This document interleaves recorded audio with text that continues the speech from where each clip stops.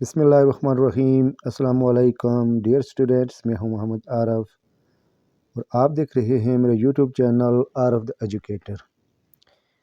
Dear students, آج ہم Allama Iqbal open university M Ed level کا کورس کوڈ 828 ہائر ایجوکیشن کا لیکچر نمبر 14 پڑھیں گے، جس کا عنوان ہے جاپان میں اعلیٰ تعلیم، ہائر ایجوکیشن ان جاپان۔ یہاں سوال پوچھا جا رہا ہے کہ جاپان میں اعلیٰ تعلیم پر ایک جامع نوٹ لکھیں، تو اس کے جواب میں ہم جو جواب دیں گے، سب سے پہلے اس کا تعارف بیان کریں گے، انٹروڈکشن دیں گے کہ وہ کیا ہے۔ دیکھتے ہیں اس کے انٹروڈکشن میں کیا کیا لکھا ہوا ہے۔ جاپان میں اعلیٰ تعلیم کے نظام کی نمایاں خصوصیت اس کا دورہ ڈھانچہ ہے۔ اس ڈھانچے کا ایک حصہ سرکاری شعبہ جو مرکزی اور مقامی حکومتوں کے زیر انتظام کام کرتا ہے، جبکہ دوسرا حصہ اعلیٰ تعلیم کے نجی اداروں پر مشتمل ہے، جو سرکاری شعبے سے کہیں زیادہ بڑا ہونے کے علاوہ ملکی مارکیٹ کی طلب کے مطابق تعلیم و تربیت یا افرادی قانون مہیا کرتا ہے۔ اعلیٰ تعلیم کے سرکاری اداروں میں کل طلباء کا ایک محض ایک چوتھائی حصہ ہی داخلہ لے پاتا ہے، جس کی وجہ سے اعلیٰ تعلیم کے داخلے کے خواہشمند اکثر طلباء نجی اداروں میں داخلہ لینے پر مجبور ہو جاتے ہیں، جہاں ایک تو تعلیم مہنگی ہوتی ہے اور دوسرا طلباء کی طرف کثیر تعداد کو سمونے کی گنجائش موجود نہیں ہوتی۔ اعلیٰ تعلیم کے جاپانی نظام کی ایک اور نمایاں خصوصیت کچھ یونیورسٹیوں کا جاودانہ نوعیت ہے، جو چند ایک نجی سرکاری یونیورسٹیاں ایسی ہیں جن کا معاشرے کی نظر میں قابل عزت مقام اور مستند اختیار کر چکا ہے، اور انہی کو اعلیٰ تعلیم کا معیار سمجھا جاتا ہے۔ اعلیٰ تعلیم کے دیگر ادارے مڈل کلاس یونیورسٹیوں سے لے کر جونیئر کالجوں کی صف میں آتے ہیں۔ 1960 کے دہائی میں فنی اور سائنسی کی تعلیم کے کالج قائم ہوئے۔ اعلیٰ تعلیم کی موجودہ صورتحال اس وقت جاپان میں اعلیٰ تعلیم کو جاپانی معاشرے کی تبدیل ہوتی ہے سماجی حالات، مثلاً عالمگیریت، افراد جلد بوڑھا ہونے کا رجحان، مختصر طرز زندگی کی انفارمیشن ٹیکنالوجی کا وسیع پیمانے پر پھیلاؤ کا سامنا کرنا پڑ رہا ہے۔ ان تبدیلیوں کے پس منظر میں معاشرے میں اعلیٰ تعلیم کا ایک کردار متعین ہو چکا ہے۔ وزارت تعلیم کی طرف سے گزشتہ جاری شدہ وائٹ پیپر میں اعلیٰ تعلیم کے بارے میں اہم اصلاحات کی نشاندہی کی گئی ہے۔ اس کے مطابق اصلاحی مقاصد کی خاطر اعلیٰ تعلیم کے بارے میں حکومت کے کردار میں نمایاں تبدیلی واقع ہو چکی ہے۔ اس سے مراد یہ کہ حکومت کے اعلیٰ تعلیم کے شعبے میں عمل دخل کم کرنا ہوگا، نجی شعبے میں اعلیٰ تعلیم کے ادارے قائم کیے جا سکیں، جس کے نتیجے میں تعلیمی سرگرمیاں زیادہ زور شور سے بروقار لائی جا سکیں۔ اعلیٰ تعلیم کا نظام، تاریخی پس منظر۔ اب اس کا ہسٹوریکل بیک گراؤنڈ دیکھتے ہیں۔ دوسری جنگ عظیم سے قبل جاپان میں اعلیٰ تعلیم کے نظام کے 3 پہلو تھے: یونیورسٹیاں اور قبل از یونیورسٹی ادارے جنہیں ہائر اسکول کہا جاتا تھا، کالج، ہائر نارمل اسکول یعنی جو چھوٹے نارمل اسکول ہوتے ہیں وہ۔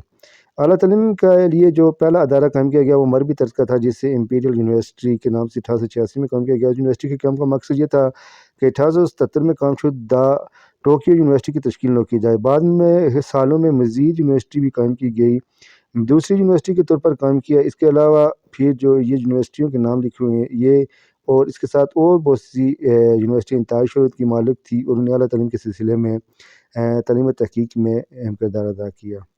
ترقی کے لیے قومی زبان۔ دوسری جنگ عظیم میں اتحادیوں کے ہاتھوں شکست کے بعد مجموعی طور پر جاپانی قوم نے ہمت نہیں ہاری اور مند شاخہ کے بعد اپنے ملک کو دنیا کی ترقی یافتہ اقوام میں جگہ دلوانے میں کامیاب ہو گئی۔ اس کامیابی کی سب سے بڑی وجہ یہ کہ انہوں نے اپنی آئندہ نسل کو تعلیم دینے کے لیے صرف اور صرف قومی زبان کا سہارا لیا، اور اپنے بچوں کے اذہان میں سائنس اور ٹیکنالوجی کی مشکل ترین اصلاحات اپنی قومی زبان کے ذریعے نہایتی آسانی کے ساتھ نشر کر دیں۔ نتیجہ یہ برآمد ہوا ہے کہ جاپان میں تعلیم کا حصول اس قدر آسان ہو گیا کہ جاپانی قوم ہر فرد علم کی تلاش میں سرگرداں ہو گیا، اور یوں عصر حاضر میں جاپان ایک ترقی یافتہ ممالک کی حیثیت سے دنیا کے نقشے پر شان کے ساتھ جگمگانے لگا۔ تعلیم بطور معاشرتی عمل۔ جاپان کے لفظی معنی ابھرنے سورج کی سرزمین، لیکن جاپان کے معنی محنت کے بھی، جو جاپانی قوم کو معاشرے میں زندگی کی قطعی درست عکاسی، کیونکہ جاپان میں تعلیم ایک معاشرتی عمل بن چکا ہے جو تمام عمر میں جاری رہتا ہے۔ دوسرے الفاظ میں گود سے گود تک علم کا اصول مقالہ جاپان میں عملی طور پر کارفرما نظر آتا ہے۔ جاپان میں ترسیل علم کے لیے مخصوص تعلیمی ادارے نہیں کردار ادا کرتے، بلکہ ایک اخبار اور رسائل، ریڈیو، ٹیلی ویژن بھی اہم کردار ادا کرتے ہیں۔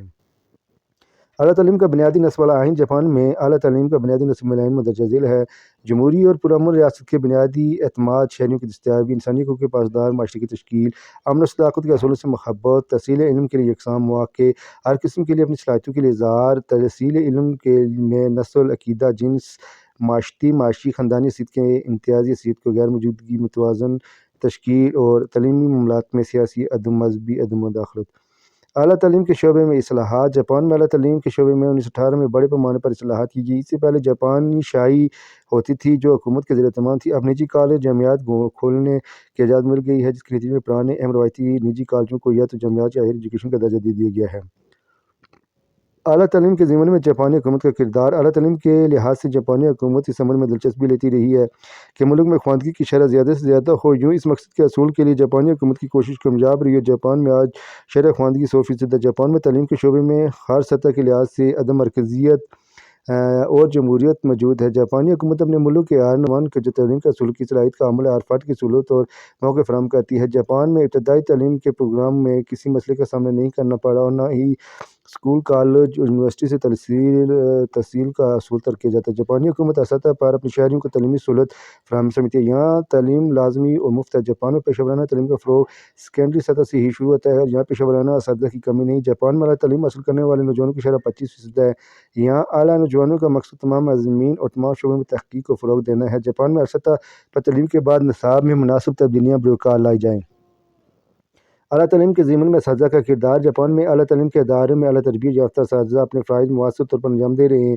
جاپانی اساتذہ نہایت ہی قابل اور اعتبار سے موزوں ترین اساتذہ کی تنخواہیں، سہولتیں، معیار اور معاشی لحاظ سے ان کا مقام بہت ہی بلند ہے۔ جاپان میں تعلیم کو اہم سرمایہ کاری سمجھا جاتا ہے، اس لیے حکومت تعلیم پر بہت زیادہ خرچ کرتی ہے۔ یہاں کسی مشہور اعلیٰ پائے کی یونیورسٹیوں کے اساتذہ قابل اور ذہین اور تحقیقی کاموں میں ان کا معیار بہت بلند ہے۔ جاپان کی کئی یونیورسٹیوں کے اساتذہ اعلیٰ قابلیت سائنسی تحقیق کے درجہ میں نوبل پرائز حاصل کر چکے ہیں۔ اعلیٰ تعلیمی ادارے institution of higher education. Japan میں اعلیٰ تعلیم کا نظام درجہ اداروں پر مشتمل ہے۔ یونیورسٹیز، جونیئر کالج، فنی یا تکنیکی کالج، یونیورسٹیز یا یونیورسٹیاں۔ جاپان میں طلباء انڈر گریجویٹ اور پوسٹ گریجویٹ کی سطح پر تعلیم یونیورسٹی میں حاصل کرتے ہیں۔ جاپان میں بی اے کے پروگرام کا دورانیہ 2 سال کا ہوتا ہے، اس طرح ایم اے کا پروگرام بھی 2 سال پر محیط ہے، جبکہ پی ایچ ڈی کے لیے 3 سال 5 سال کی مدت درکار ہوتی ہے، جبکہ دندان سازی اور طب کا پروگرام 6 سال پر محیط ہے۔ Master degree course. Bachelor course حاصل کرنے کے بعد 2 سال کے پروگرام پر مشتمل ماسٹر ڈگری کورس پڑھنا پڑتا ہے۔ کورس برائے ڈاکٹریٹ کورس کا پروگرام 5 سال پر محیط ہے۔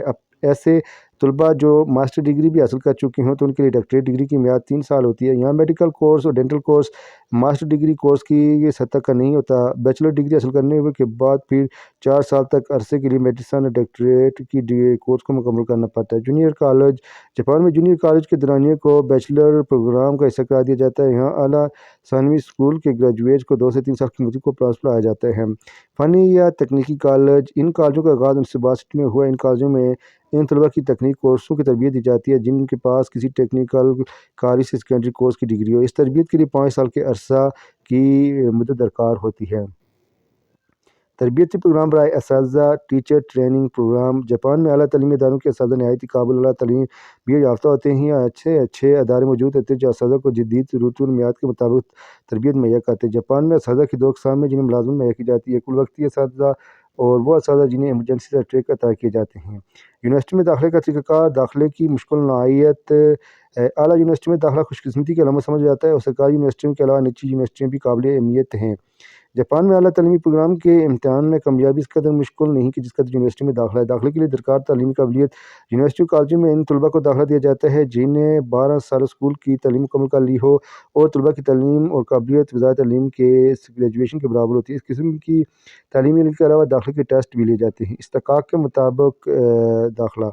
سرکاری یونیورسٹی میں داخلے کی غرض سے بے شمار نوجوان ٹیسٹ کا سامنا کرنا پڑتے ہیں، حالانکہ یونیورسٹی میں نشستیں کم ہوتی ہیں۔ مثلاً کسی یونیورسٹی میں 15,000 طلباء نے داخلہ ٹیسٹ دیا مگر نشستوں کی تعداد صرف 200 ہے تو پھر انہی طلباء کو داخلہ دیا جاتا ہے جن کو استحقاق میرٹ حاصل ہو۔ جو طلباء داخلہ لینے میں کامیاب نہیں وہ ملک کی دیگر یونیورسٹی میں داخلہ ٹیسٹ دیتے ہیں ورنہ دوبارہ محنت کرتے ہیں اور دوبارہ قسمت آزماتے ہیں۔ 2 زبانوں پر عبور۔ یونیورسٹی میں داخلے کے لیے ایک شرط یہ ہے کہ جاپان کو 2 زبانوں پر عبور اور جاپان والا تعلیم دی جانی چاہیے۔ انٹرویو۔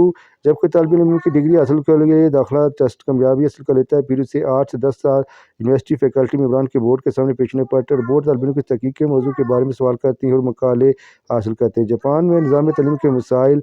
تجرباتی جذبے کی کمی جاپان میں کالج یونیورسٹی کی سطح سے معیاری ڈگریاں جاپان کی ہوتی ہیں، لیکن اساتذہ میں اپنے کام سے طلباء سے لگاؤ بھی بہت کم ہوتا ہے۔ طلباء پاس ہونے کی حد تک محنت کرتے ہیں اور حاضری کم ہوتی ہے۔ کمرہ جماعت میں تجرباتی جذبے کی کمی ہوتی ہے۔ یونیورسٹی کالجوں میں داخلے کے امتحانات اس قدر سخت ہوتے ہیں کہ طالب علم اپنے تمام مشاغل، تحقیقی مصروفیات اور تصحیح ترک کر دیتے ہیں اور ناکامی کی صورت میں نفسیاتی مایوسی کا شکار ہو جاتے ہیں۔ بنیادی صلاحیتوں کا استعمال کرنے کی استعداد مختلف تعلیمی اداروں میں خاص طور پر مخصوص علوم اور تکنیک کے لیے کالج یونیورسٹی میں داخلے امتحانات کی بنیاد محض ذہانت اور جان پر نہیں ہوتے، بلکہ منظم یعنی تکافی کی بنیادی صلاحیتوں کے ذریعے ہوتے ہیں۔ یہ مسلمہ حقیقت ہے کہ معلومات کو جذب کرنے کی صلاحیت کا انحصار کافی حد تک ذہانت اور خودداد قابلیت پر ہوتا ہے، لیکن جاپان کے نزدیک صرف پڑھائی ہی نتیجے پر اثر انداز نہیں ہوتی۔